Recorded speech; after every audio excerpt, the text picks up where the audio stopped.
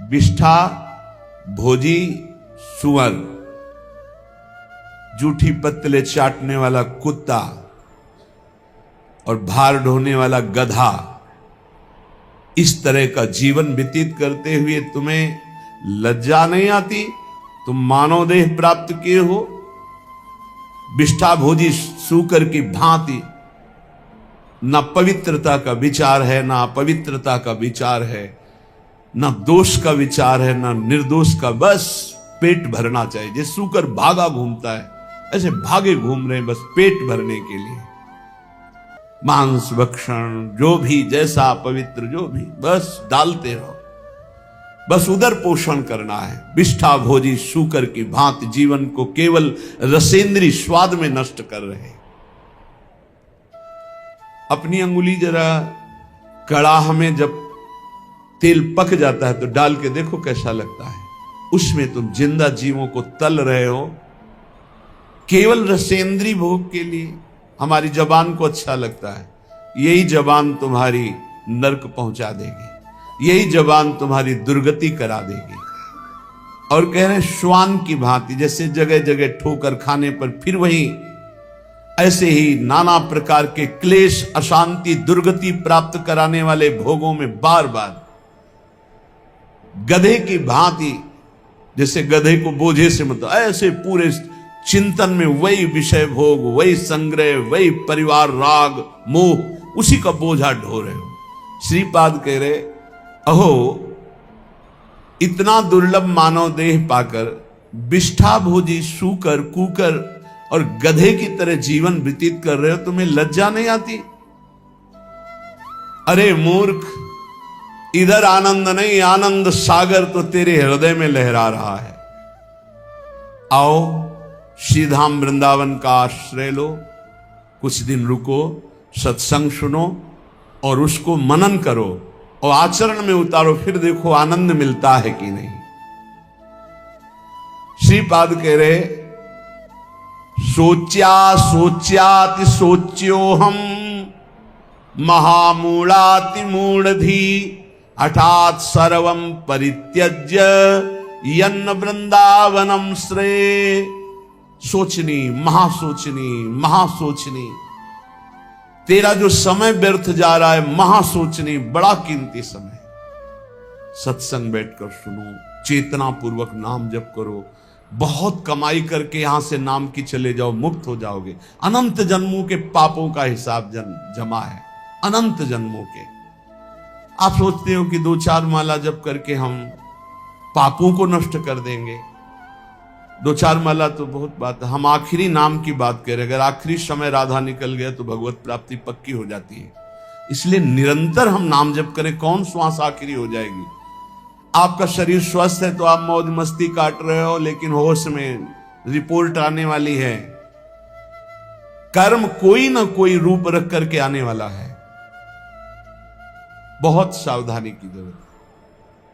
सबको समझाते हैं अध्यात्म से बुद्धि को पवित्र कर लो, नहीं सर्वनाश कर देगी। बिना भगवान की तब लगी कुशल न जीव को सपने हो मन विश्राम, जब लगी भजतन राम को शोक धाम तज काम। जब तक वो भगवान का भजन नहीं करता तब तक कभी शांति नहीं मिलती। ये बुद्धि रूपी सारथी को यदि ईश भजन सारथी सुजान मान लो, नाम जप नहीं करोगे, कुछ भी कर लो, कुछ भी विश्राम नहीं, शांति नहीं, एक एक कर्म का भारी भारी दंड मिलता है। प्रार्थना है, श्रीपाद करे सोच्यो सोच्याति सोच्यो हम, ये है सोचनी सोचनी महासोचनी। एक बार भी भगवान का नाम नहीं लिया और सब जीवन को नष्ट कर दिया। अय मूर्ख, महापुरुषों के वचन चुभते हैं। अय मूर्ख, अय महामूर्ख, अब भी तू सावधान हो जा। जिसके कानों में शब्द पड़ रहे हो अब भी सावधान हो जा। छोड़ दे ये दशा, छोड़ दे दूसरे जीवों की हत्या करके मांस खाना, छोड़ दे पराई माता बहनों के प्रति पाप दृष्टि रखना, नहीं यही तेरा सर्वनाश कर देगी। बार बार प्रार्थना करते, बोले मदिरा पीने में किसी की हिंसा तो होती नहीं, हत्या, अरे बुद्धि भ्रष्ट होती है। क्या क्या अपराध कर सकता है मदिरा पीने वाला, उसको होश नहीं रहता। जो बुद्धि भ्रष्ट हो गई तो वही तो सब हो रहा है। जो शास्त्र कह रहे हैं एक अक्षर कहीं झूठे नहीं है, प्यारे भजन नहीं करते, इसलिए तुम्हें शास्त्र की बात समझ में नहीं आती। एक एक शब्द शास्त्र के सच्चिदानंद भगवान के भाव में डूबे हुए महापुरुषों ने लिखा है, जो परम अनुभवगम सत्य है। कल एक उपासक अपनी मना स्थिति का वर्णन कर रहे थे कि मैं भगवत साक्षात्कार कर चुका हूं आनंद में, अब हमारी ऐसी ऐसी थोड़ी परेशानियां हैं और ये कैसा था। फिर उनसे कहा कि भाई फिर धोखे में मत रहो।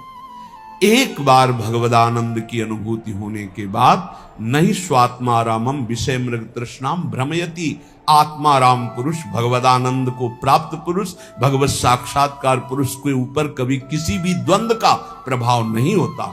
कहीं पीतल को सोना मत मान लेना, नहीं तो वास्तविक भगवत प्राप्ति से वंचित हो जाओ। आज जिसको देखो, अरे आनंद कोश से आनंद मिल रहा है, अभी आनंद सिंधु में थोड़ी तुमने डुबकी लगाई है। सही ढंग से चलो तो आनंद सिंधु में डूब जाओगे, उन्हीं के अंश हो। श्रीपाद कह रहे हठात सर्वम परित्यज्य यत्र वृंदावनम श्रेय, जहां वृंदावन विराजमान है, आओ एक बार सत्संग सुनो, थोड़ा बुद्धि शुद्ध करो। क्या बुद्धि तुम्हारी अपवित्र हो गई कि अपने जनों का ही नाश करते हो, अपना ही नाश करते हो।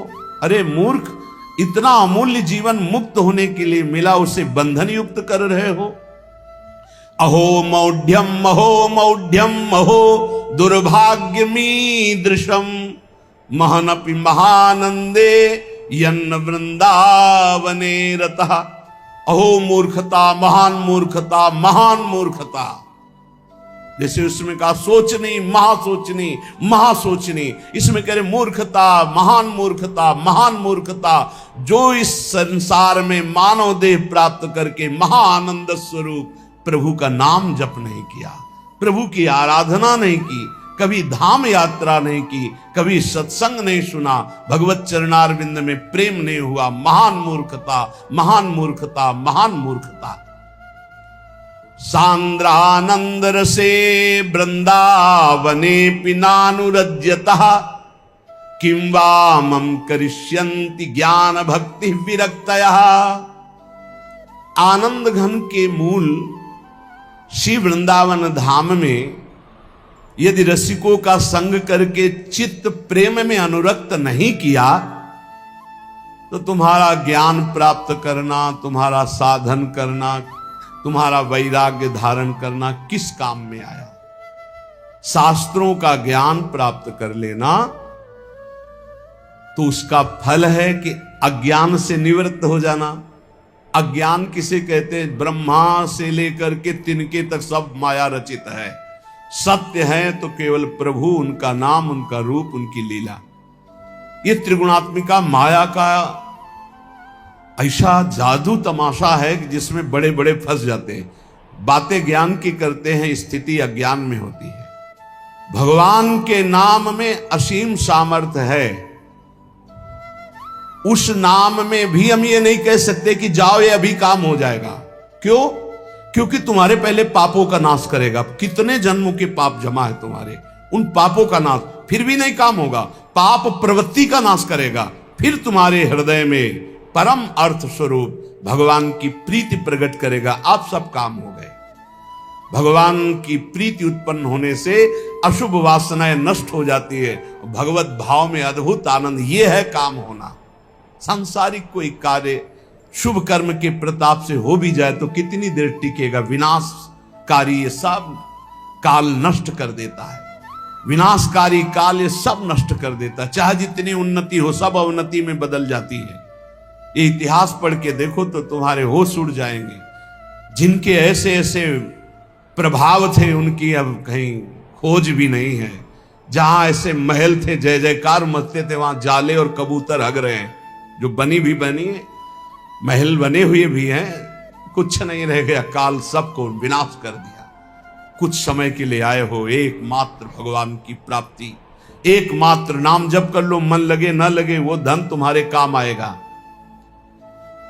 धिंग धिंग मामपि सद विद्या कुलशील गुणोज्ज्वलम वृंदावन रति प्राणहीनो स्यादि यतः सवः। धिक्कार है, धिक्कार है, धिक्कार है। बहुत प्यार भर के बोल रहे हैं, जैसे सोचनी सोचनी मां सोचनी, मूर्ख मूर्ख महामूर्ख। कह रहे धिक्कार धिक्कार धिक्कार, धिंग धिंग मां मपि सद विद्या कुलशील गुणोज्ज्वलम। धिक्कार है तुम्हारी कुलीनता को, तुम्हारी सुशीलता को, तुम्हारे गुणों को, तुम्हारे रूपवान, तुम्हारे जवान होने को। मानव देह में यदि ये सब प्राप्त है और तुम भजन नहीं करते, तुम सद्भावना वाले नहीं हो, सद्विचार वाले नहीं हो, तुम्हें प्रभु से प्यार नहीं हुआ, तो धिक्कार तुम्हारे इस रूप को, तुम्हारे जीवन को, तुम्हारे कुल को किस काम आएगा।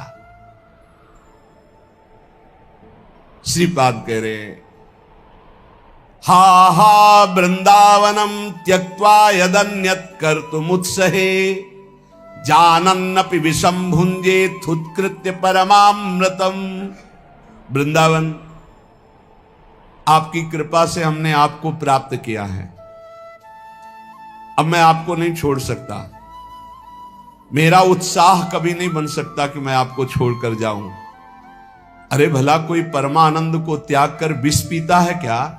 ये संसार विष है। हे वृंदावन आप परमानंद स्वरूप हो। जो आपका आश्रय ले लेता है, हरि उसका भार संभाल लेते हैं। धाम की एक बड़ी आंतरिक गुप्त महिमा है। जो ही आप धाम का आश्रय लेंगे तो धाम ही आपको संभाल लेगा। ये धाम चिदानंद कोई जड़ वस्तु नहीं है, और हरि जिसको संभाल ले उसको बिगाड़ कौन सकता है। सीम की चाप सके को तासु, बड़ रखवार रमापति जासु। बड़े रक्षक भगवान श्रीपति जिसके हैं, उसका बाल बांका कौन कर सकता है। इसलिए उपासक को अन्य आश्रय में चित्त नहीं लगाना चाहिए। भगवत आश्रय, भगवत ऋषिक जी कहते जाको राखे सांवरो ताहि न नाखे कोय। अम्बरीश प्रहलाद ध्रुव कुंती नंदन जोय। कुंती नंदन जोय विभीषण गजपति ऐसे। दुर्वासा असुरेश सुरुचि दुर्योधन जैसे। दुर्जन रावण ग्राह देख दुख लगे न ताको। भगवत रसिक नरेश बाह गई राखे जाको। भगवत रसिक जी कहते हैं सर्वलोक चूड़ामणि अनंत ब्रह्मांडों के स्वामी भगवान जिसको अभय, जिसकी बाह पकड़, अभयत भुज दंड मूल पीनांस सानुकूल, जिसको अभय दे दिया, जिसको शरण में ले लिया, जिसकी बाह पकड़ ली, कौन त्रिभुवन में से कुछ भय दे सके।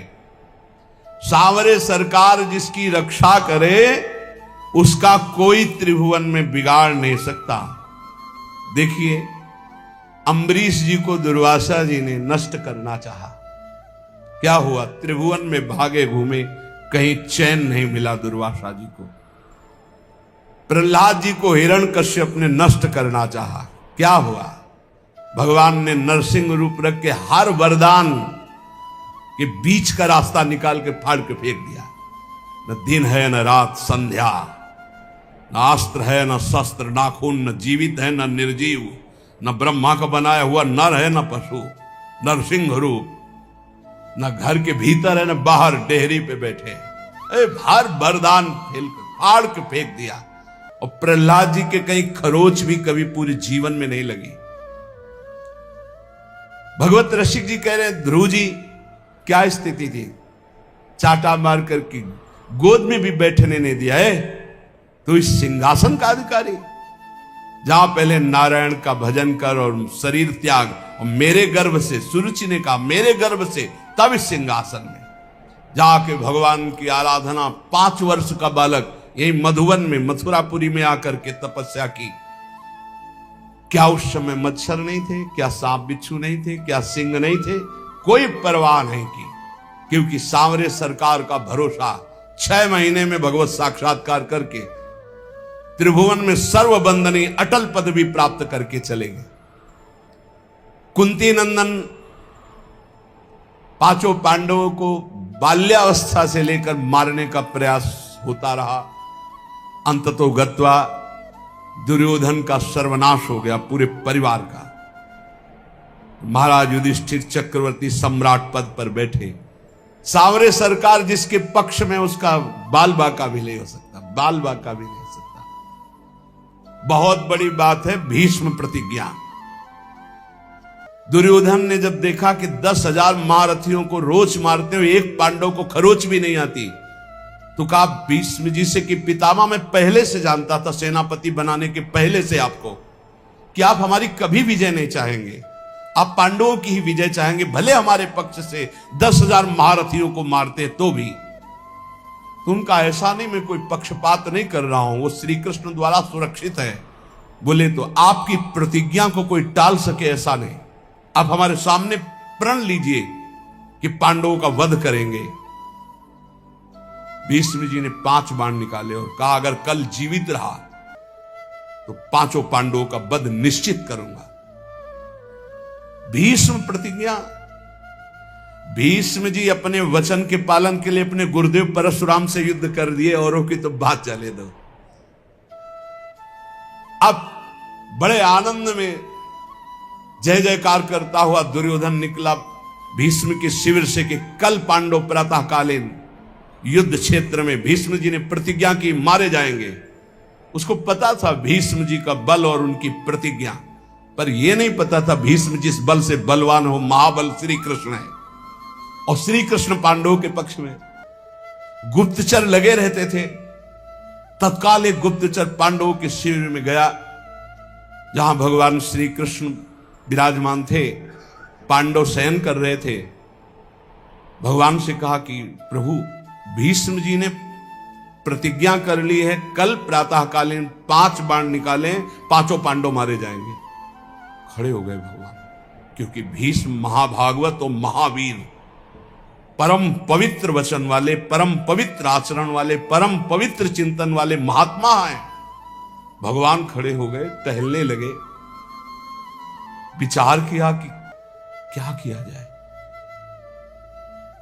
द्रौपदी के शिविर में गए। द्रौपदी ने कहा प्रभु, बोले हाँ हमें भी सूचना मिल चुकी, आपको बताने की जरूरत नहीं, जल्दी तैयारी कर, मुझे दासी के वस्त्र दे, एक बार मैं पांडवों से फिर मिलकर आता हूं। वहां गए, पांडव जगह बैठे थे। तो उन्होंने कहा कि तुम्हें पता चला? बोले हाँ प्रभु पता चला। तो शांति से कैसे बैठे हो? बोले आप अशांत हो इसलिए मैं शांत हूं। आप अशांत, जिसकी आप रक्षा करने के लिए अशांत हो चुके हो, चंचल हो चुके हो, अब मुझे क्या परवाह है? अरे बोले तुम तो बातें बनाते हो। भगवान ने दासी वस्त्र धारण किए, द्रौपदी के दासी के वस्त्र धारण, नटवर नागर है, लीला बिहारी। और द्रौपदी से कहा आगे आगे चलो, मैं पीछे पीछे चल रही हूं तुम्हारे। पूरी घाघरा और सब से पहरे। जो इस शिविर के प्रथम द्वार पर गए तो उनका पादुका उतारो, जो दासी का कर्तव्य है, और अपने पीतांबर में अंदर पादुका ली और दरवाजे पे खड़े हुए। बोले जाओ, इतना घूंघट रखना, इस समय मैं देख रहा हूं मेरे ध्यान में है, जाकर प्रणाम करना, फिर जो होगा आगे का खेल हम संभालते हैं। वो गए, पितामह के चरणों में प्रणाम किया, घूंघट। तो सोचा अभी दुर्योधन गया प्रण करवा के उसी की बधू आई होगी, उनका सौभाग्यवती भव। द्रौपदी जी ने घूंघट हटाया और कहा ये सत्य माने जो अभी आपने कहा सौभाग्यवती भव, या थोड़ी देर पहले आपने 5 बाण निकाले हमारे पतियों की वध करने के लिए, हत्या करने के लिए, वो माने? भीष्म जी का माला छूट गया, संध्या के समय भजन कर रहे थे। बोले ऐसा तो फंसाने वाला केवल वही है, दूसरा तो फंसा ही नहीं सकता। अभी अभी थोड़ी देर में ही इतना बड़ा फंसाव कर देना, कहां है वो? कुछ नहीं बोली द्रौपदी जी। खड़े हुए भीष्म जी, दृष्टि डाली तो दरवाजे पे दासी वेश में जगत गुरु सांवरे सरकार खड़े। नजदीक गए, पकड़ा ऐसे, बोले ऐसे तुम हमारे प्रण को तोड़ना चाहते हो? तो देखा जूतियां द्रौपदी की गिर पड़ी। भीष्म जी के आंसू आ गए।